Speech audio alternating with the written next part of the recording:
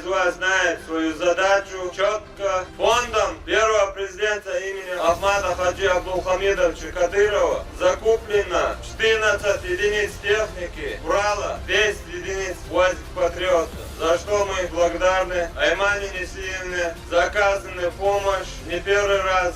Задачи, поставленные главой Чеченской Республики, я уверен, что мы с честью достойно выполним. Ахмад!